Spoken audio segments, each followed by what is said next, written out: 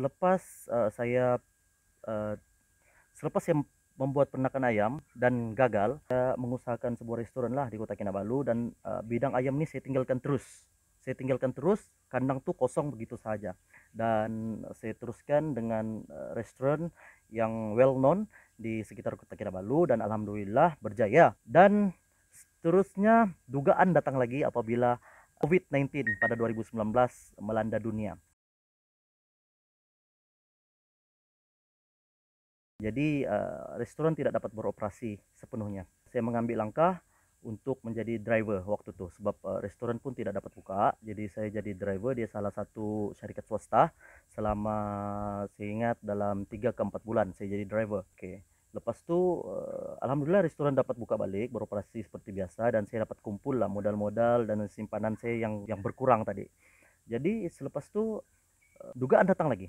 PKP semula, yaitu PKP kedua.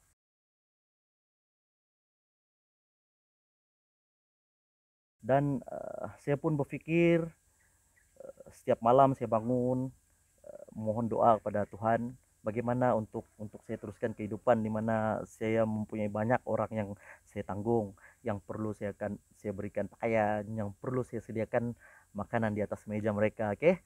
Jadi saya pun sebenarnya sedih, tapi kita sebagai lelaki, sebagai orang, kata orang, sebagai ketua keluarga, kita tidak boleh putus asa lah.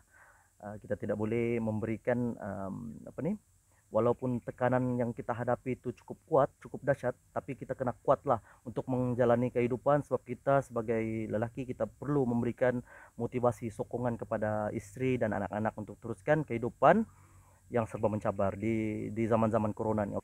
Jadi saya terpikir untuk membuat perancangan untuk menghidupkan kembali apa nih, perusahaan ayam ayam daging saya. Sebab benda ni memang saya minat. Saya minat dari kecil, memang saya minat ternak ayam. Peternakan ayam ialah salah satu nadi-nadi untuk saya hidup dan saya rasa benda ni di mana-mana pun berpotensi untuk kita majukan. Cumanya yang cumanya kita kena berada di landasan yang betul, mempunyai ilmu yang kukuh dan jangan menggunakan modal yang sangat tinggi. Oke. Alhamdulillah saya mendapat apa nih, di pada bulan Mac tahun 2020 kalau tidak silap saya pergi ke saya mendaftar untuk kursus peternakan ayam yang dianjurkan oleh syarikat Alibada.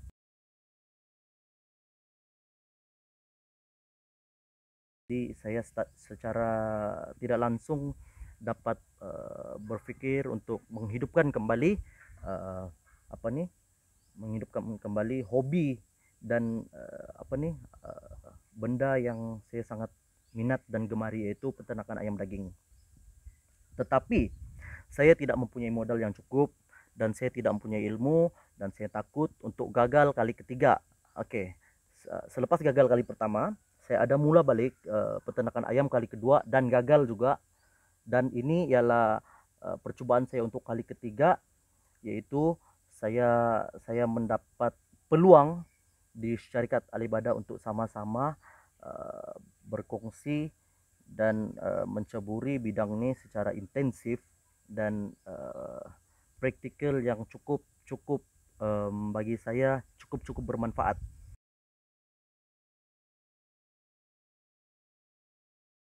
Alhamdulillah, mungkin Allah telah pun lencongkan hati kami agar dapat datang ke tempat ini bukan sahaja untuk kebaikan saya dan tim-tim saya yang berada di kiri dan kanan untuk menyokong, tetapi falsafah kami ialah untuk sama-sama memajukan diri dan kepada community-community yang berada di sana agar dapat memberikan buah pikiran dan akan dapat membuatkan panduan untuk Anda semua menceburi bidang ini secara serius dan cemerlang. Perkongsian kami melalui video-video yang kami hasilkan akan dapat memberikan manfaat kepada Anda semua.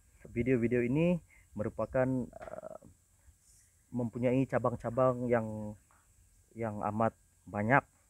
Kami akan perincikan uh, kami akan perincikan setiap info-info dan video yang kami hasilkan secara mikro dan makro. supaya Anda semua jelas dan paham, supaya Anda tidak mengulangi kesilapan yang telah pun saya hadapi sebelum ini. Besar harapan kami supaya dapat memberikan Anda semua ilmu dan pengalaman yang perlu Anda pelajari supaya dapat lebih maju ke hadapan dalam mencari salah satu rezeki yang mungkin sesuai untuk Anda.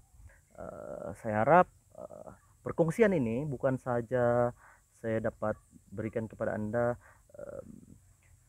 untuk perkongsian untuk anak jati Sabah, tapi saya harap dapat berkongsi untuk seluruh Malaysia dan seluruh dunia dapat sama-sama berkongsi perkongsian ilmu yang penting, kerana jatuh bangun kehidupan kita apabila kita kongsikan, kita akan menjadi lebih kuat dan cemerlang.